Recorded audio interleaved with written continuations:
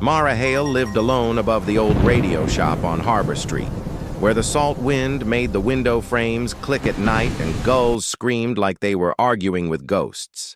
She ran a small podcast called Small Town Strange, odd tales, local legends, things that made people check their locks before bed. It paid just enough for rent and coffee, and sometimes a sponsor would send her free earbuds she did not need. On the night the voice first called, rain brushed the glass, soft as breathing. Mara was editing an episode about the lighthouse on Sable Point, a white column of stone that looked clean from far away and like a rotten tooth up close.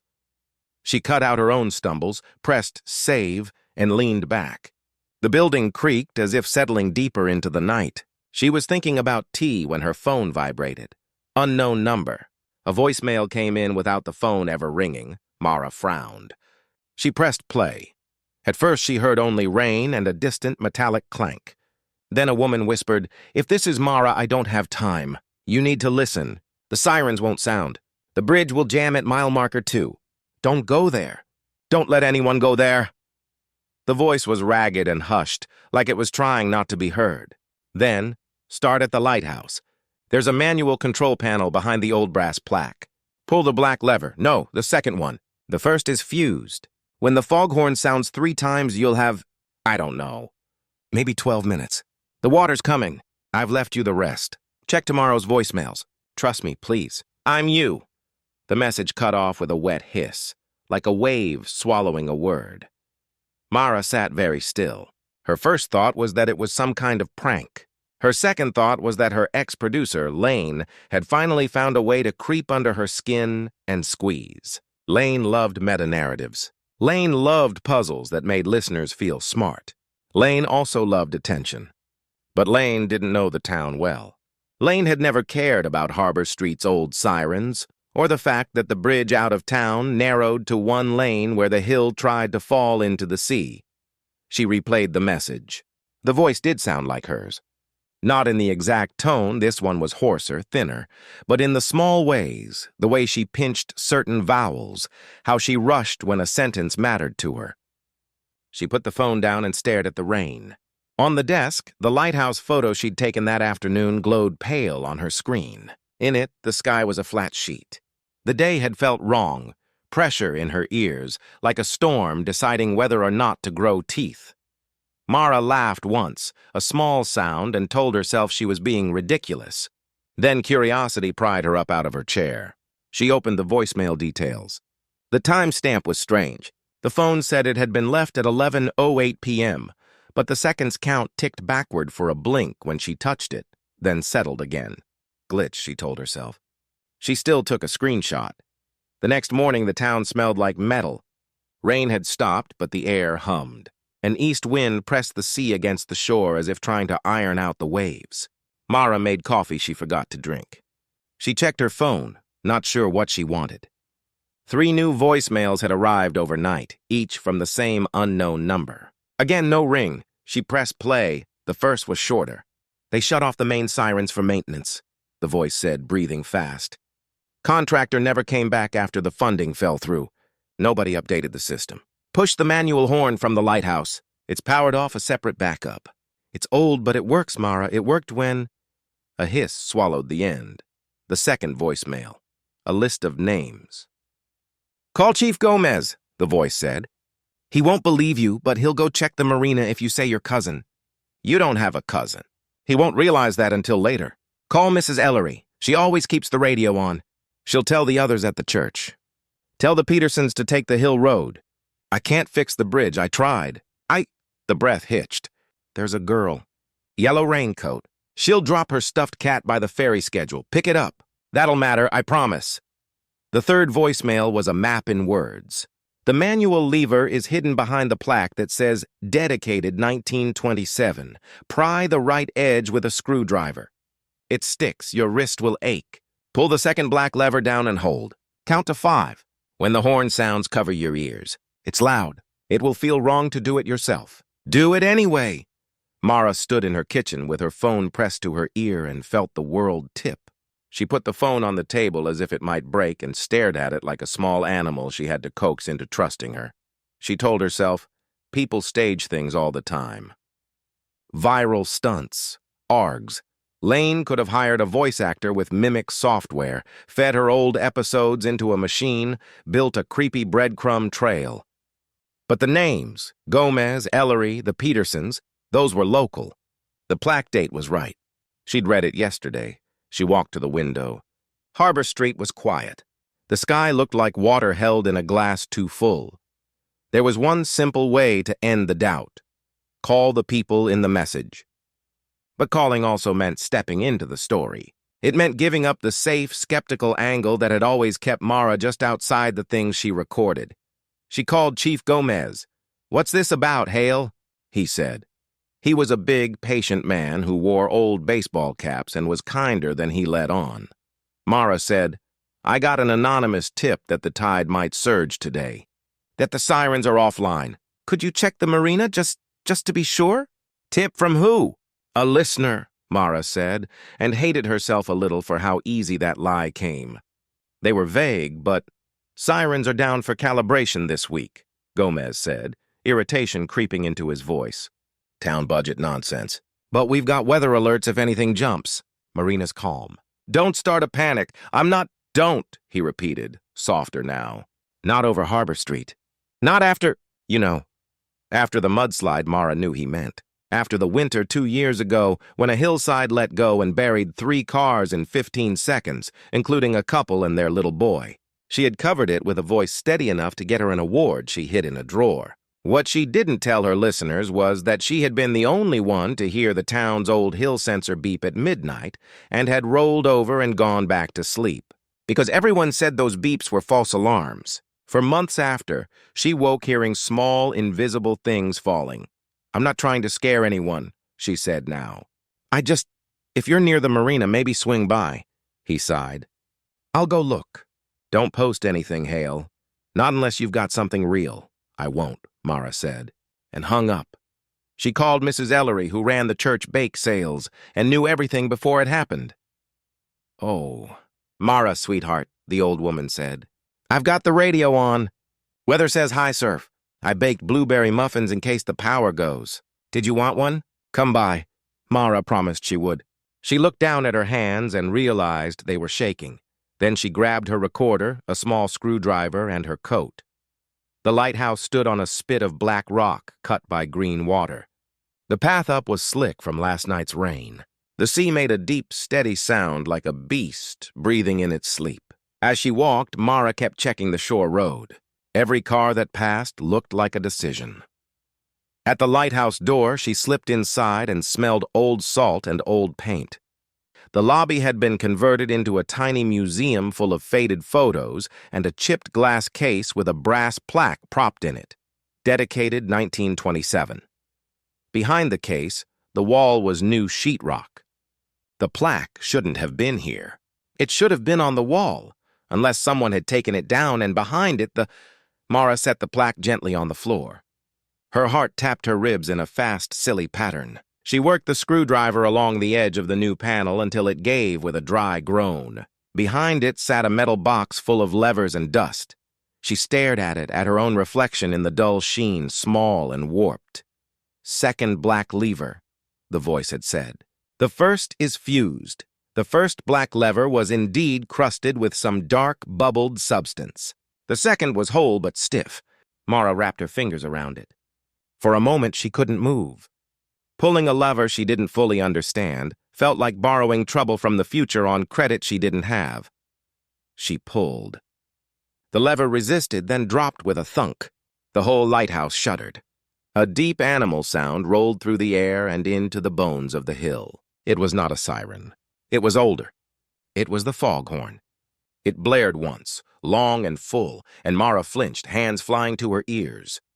It blared again. And again, silence after felt like a held breath. Mara pushed the lever back up, trembling. The sound echoed back from the cliffs in slow waves. She stepped outside and watched gulls lift like torn paper against the sky. On the road, a couple of cars that had been crawling now sped up, drivers glancing toward the horn. Her phone buzzed. "New voicemail. Unknown number?" She played it with her back against the lighthouse, wind tugging her hair. "Good," the voice said, faint and fierce. "You did it. That bought time. Now call the Petersons.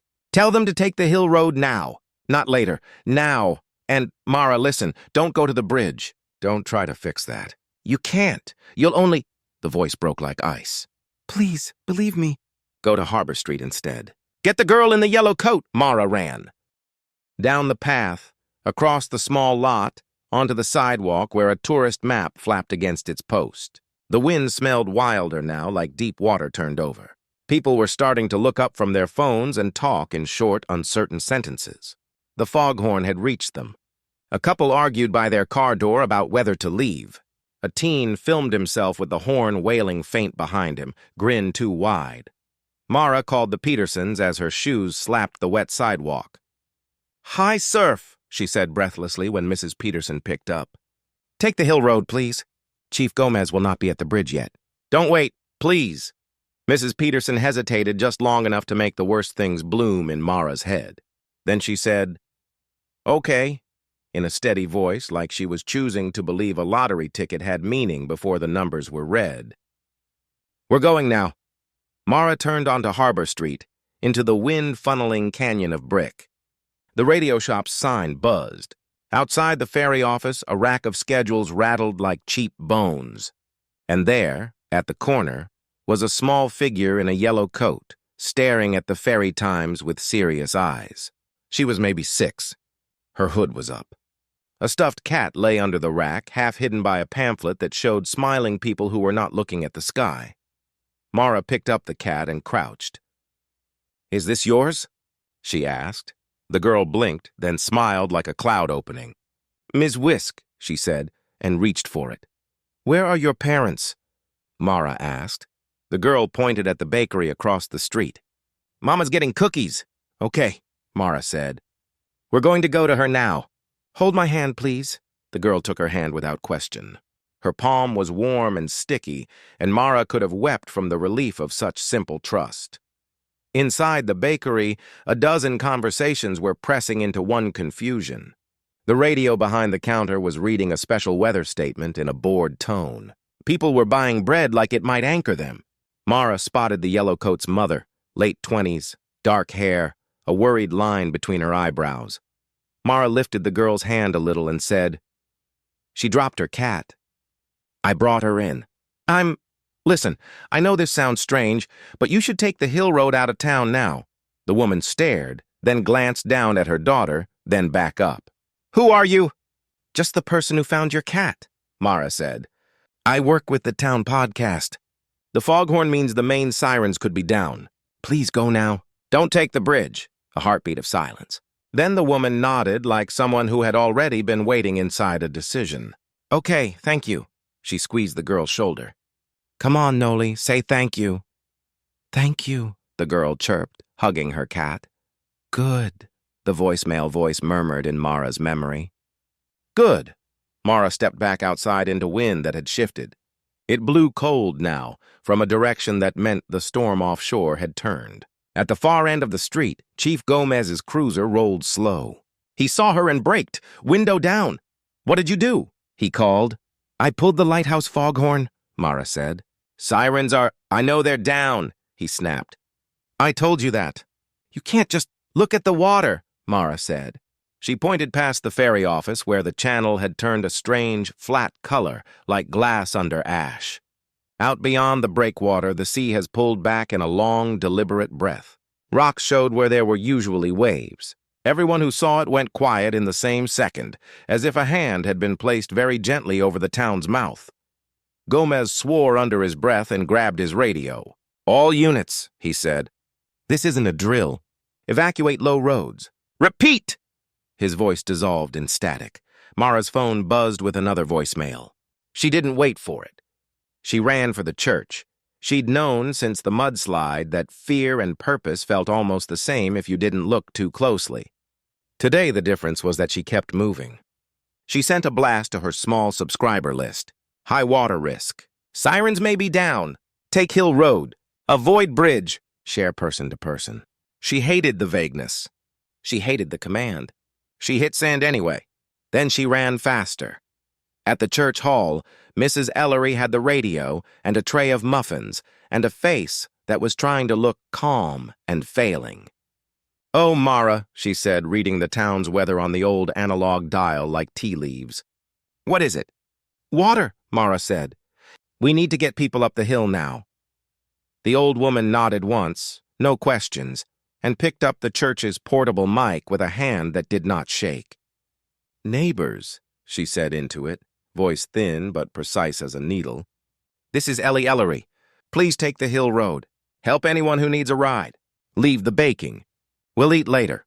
Within minutes, the hall poured out people like a knocked beehive. The town moved in a way Mara had never seen. Not orderly, not wild, but like a body saving itself without asking who the brain was. For 10 minutes, it almost felt like enough. Then the first scream came from the bridge road.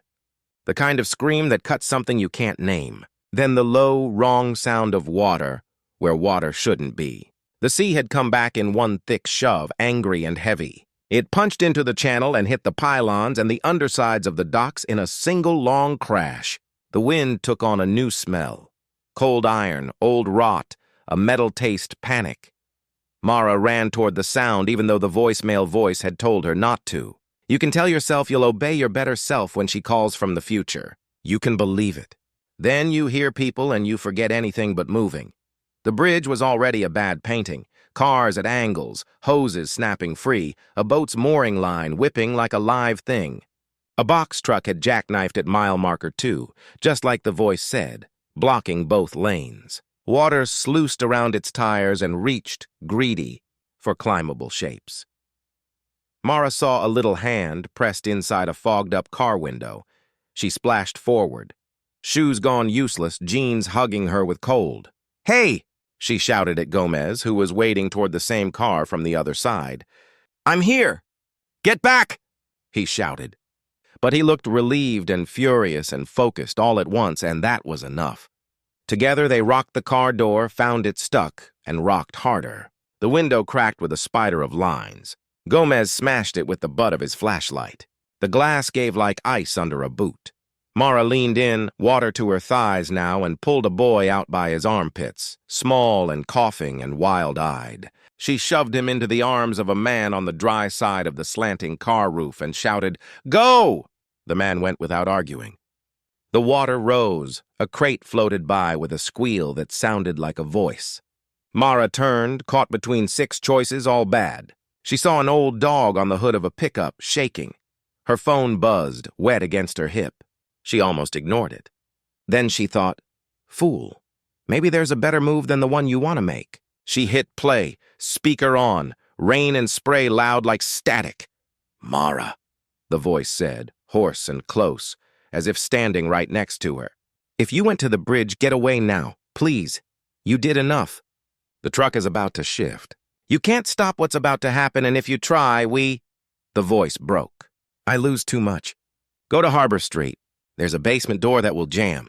You can open it. 3 people live there. You can save them, please!" Gomez grabbed her arm. "Truck's going!" he yelled, and it did. It slid with a slow, horrible grace and pinned a sedan. Someone cried out in a voice that knew too well what came next. Mara ran. Later, she would remember only pieces. The cold, the weight of a basement door swollen with water, the feel of a hand finding hers in the dark. The raw sound of a weeping man who'd thought he would die with strangers and found out he would live. She would remember throwing her shoulder into wood, and the taste of iron and the old church bell ringing without anyone, pulling the rope because sometimes metal remembers how to speak. When the sea finally rested, it left the town strewn and scraped. Boats lay on lawns. The bakery's bread floated like broken clouds. The lighthouse had done nothing but stand, but that, it seemed, had helped. People said later they'd heard the foghorn and moved because it sounded like someone saying a careful word. Mara staggered up the hill with her teeth clacking. She looked back and kept looking, because the mind tries to fix the last picture it took. In her chest, something was shaking that had nothing to do with cold. Her phone buzzed again. One more voicemail. She wanted to throw the phone into the mud and never hear that voice again. She wanted to hug that voice until it stopped shaking. She pressed play. You did it, the voice said quietly. You saved who you could. We never save everyone. I hate that. I wanted to give you a better day than mine. I think I did. Mara swallowed. Who are you? She whispered. Though she knew. I'm you. 5 hours from now, the voice said with a tired laugh. I know it sounds ridiculous, said out loud. Don't ask me how it works. I don't know. I only know that sometimes, for reasons I can't explain, I can leave myself a message and change a corner of the day. Maybe it's the pressure. Maybe it's the tower. Maybe it's because we listen for a living. Maybe time is isthmuses we don't see until the tide goes out. A pause. Then, there's one more thing. Mara waited. The wind was a soft, steady hand now. In the bakery, the voice said. The girl in the yellow coat. She left without her stuffed cat again. You're going to see it on a chair when you go back. Pick it up. Bring it to the church. She'll be there by the piano, sniffling, trying to be brave. Give it to her. Then go home. Make tea. Sleep. In the morning, you'll wonder if any of this happened. It did. The bruise on your shoulder will say so. So will the bruise on mine. The message ended. For a moment, Mara turned in a slow circle, as if the person behind the voice would be standing there, 5 hours older, giving a small wave. She went back down the hill in a world that smelled like wet stone and diesel and new decisions. At the bakery, the door squeaked. Inside, people moved gently around one another, like they were learning each other's sizes again. On a chair near the window, a stuffed cat lay on its side, whiskers bent. Mara picked it up. It was heavier than it looked. At the church, the piano was quiet. The girl in the yellow coat sat on the bench with her legs pulled up, trying hard not to cry. Her mother had her arms around her, but the girl's eyes were far away, staring at something only she could see. Mara knelt, held out the cat. Ms. Whisk, she said softly. The girl's eyes lit like someone had turned up the sun. She hugged the cat, like gratitude could be measured in pressure. Thank you, she said again, and this time the word had weight. Mara went home by way of Harbor Street. The radio shop's sign flickered. In the gray light, the old building looked like it might decide to stop being itself and become something else. Her door stuck from the rain. Inside, the apartment smelled of sea and electricity. She put water on the stove. She stood at the window while it heated and watched the town make small, necessary movements. A man set a chair outside to dry, then thought better and took it back in. 2 teens hauled a shovel together, laughing, showing each other they were not afraid. Far off, the lighthouse stood a little prouder, as if being useful had reminded it of its purpose. When the kettle whistled, Mara made tea with numb fingers. Her shoulder hurt in a deep, private way. She sat at her desk and looked at the photo of the lighthouse she'd taken the day before. It seemed now like a promise kept by someone she had not met yet. Her phone buzzed and she flinched, but it was only a text from Chief Gomez. Thank you, it said, with no punctuation, like a secret. You were right. Next time, call me sooner. She typed, if I ever get a message like that again, I will. Then she erased it and typed, I'll try. Then she erased that too and typed nothing. Some things did not need to be written down. Night came unevenly. The town muttered to itself as people settled into new shapes inside familiar rooms. Mara turned off her light and the room got bigger. She lay down and felt the day play itself under her skin like a film in a loop. When sleep took her, it did it gently, like a friend. She dreamed she was standing in the lighthouse again, hand on the lever, but when she pulled it, the horn sounded like her own voice, low and far, saying one word she could not make out.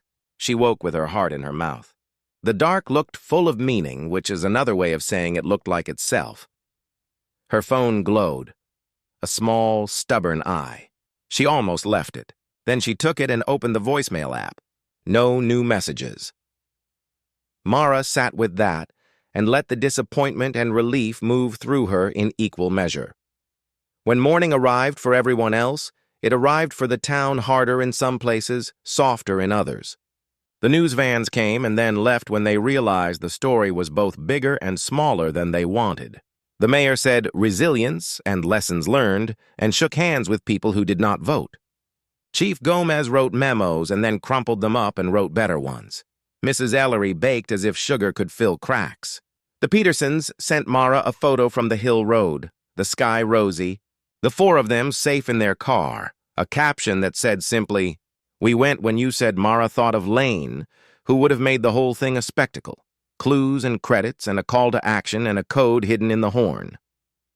She thought of how small the thing had actually been, a handful of calls, a lever pulled, a cat returned, a door forced before it swelled shut forever.